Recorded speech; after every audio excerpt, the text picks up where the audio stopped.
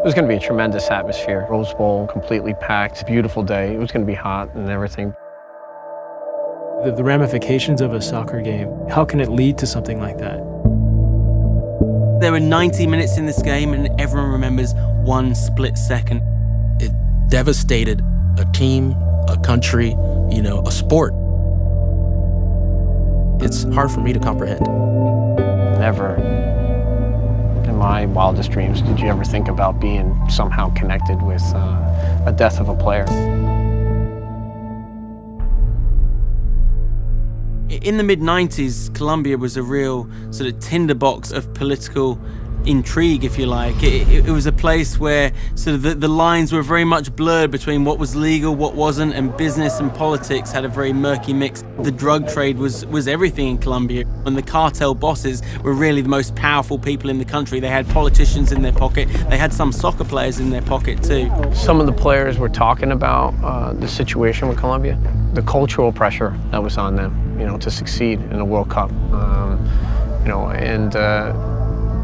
certainly as a country, they rely on their national team to do great feats. Colombia had qualified for the World Cup in dramatic fashion. They'd beaten Argentina 5-0 in Buenos Aires and were actually considered one of the favourites going into the tournament. Andres Eskobar was part of that. He was one of the better players on the team. He was an experienced guy and someone who it was felt could really add some defensive stability. You have to remember that the soccer players were perhaps the most high-profile people in the country and huge pride going into the World Cup. The second game of the World Cup in '94 was against Colombia at the Rose Bowl in LA. And that was going to be packed because we were talking about 80 to 90,000 fans easily. The first goal for us in that game, I can remember a ball being played out to me wide. I was playing left side of midfield and took the ball down, and my first thought was to run at the defense, put them under pressure. Down the left side, and saw Ernie Stewart in the corner of my eye just starting to make this darting run. And for me, it was just, can I put that ball into a dangerous area and maybe get Ernie on the end of it, And I put it into the area, and the next thing you know, I see Andres Eskobar, the defender for Colombia. He reaches out, it's behind him, so he reaches out to get a foot on it. Eskobar actually did his job. He got into the right position, looked like he was going to clear the ball, but he mistimed it. I can see John Harkes, getting into the position and putting the cross in that danger zone. The goalkeeper has already kind of come out for the cross to follow the ball a little bit and sees, Ernie Stewart making the run. So he's caught in no man's land. And seeing the keeper come off, and I thought it was going to be a simple clearance, but Eskobar slides, knocks the ball. It squirted off his foot. Puts it into the back of the net. Past the Colombian goalkeeper. The ball just kind of trickles into the net, into his own goal. The own goal came out of nowhere. It was unfortunate. He put it in his own net, and the U.S., that's all the U.S. needed. The U.S. really kind of battened down the hatches defensively to protect that one-goal lead. It was stunning that the U.S. could beat a team of Colombia's caliber. The camera zoomed in on the look of abject horror on his face as it started to sink in what he'd done and what it meant to his country's national team. In the passions of scoring that goal, regardless if it's a goal or an own goal, you're gonna, celebrate at that level. We had no idea what was to come later.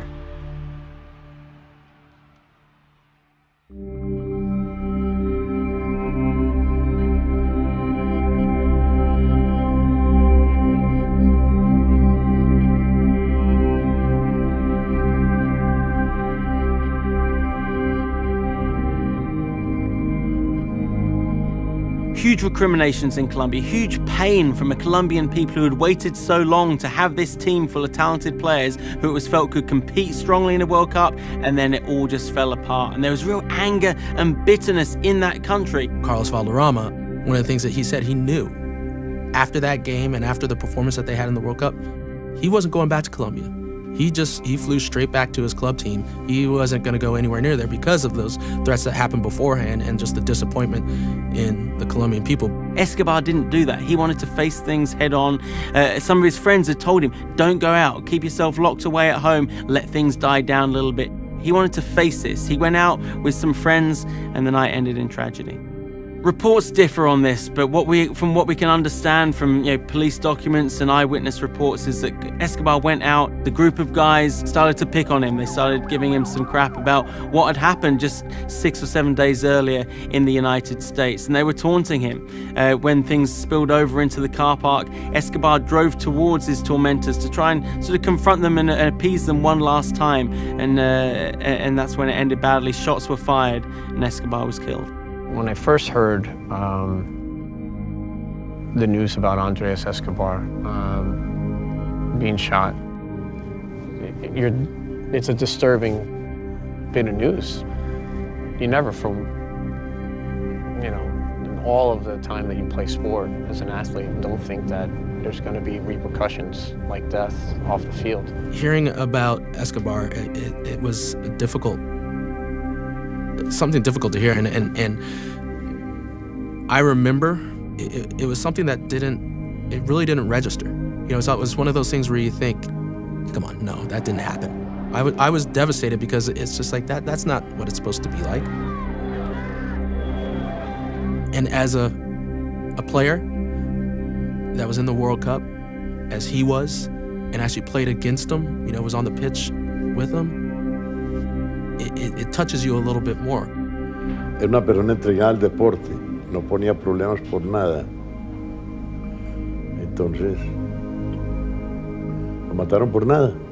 My heart sank, that day that I found out for he and his family. That's the initial thing, because sport should never carry over to life and death situations. Never should.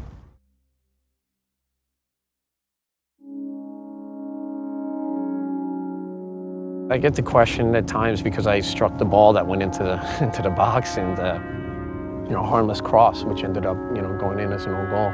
Do I feel a connection to it? I guess it's always, I kind of do in a way, because it's brought up so many times. It could have been anybody striking that ball in the box, to be honest. And I think the more important thing to think about is, what a tragedy it is. Sure, I don't like to talk about it, don't like to discuss it, because it's a negative part of the game. It's tough, Hark's being linked to that.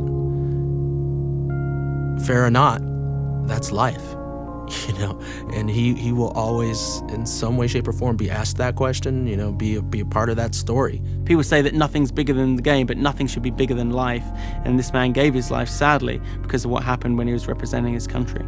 I think about Andres at times, yeah, it comes up, and certainly anniversaries, and people talk about those particular games, and it just constantly send good wishes and prayers to his family.